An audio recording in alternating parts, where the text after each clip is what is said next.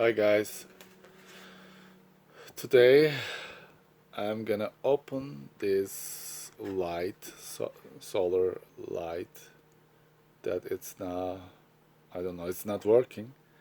Let's check in and why it's not working. So first things first, of course, there is a 4 screw and we need to take it out. Let's go and take it out. This is 1, 2,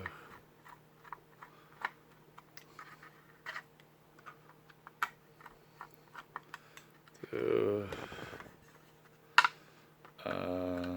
3,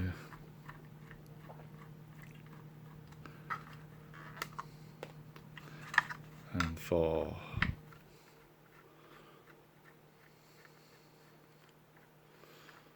Alright, this is it.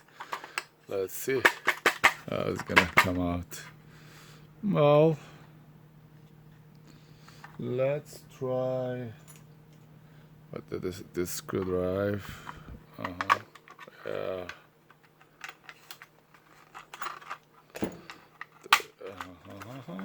Right. Uh-oh. Yeah, this is it. From here, that's it. Well, there is nothing inside that, but that's so simple board. Yeah. Okay.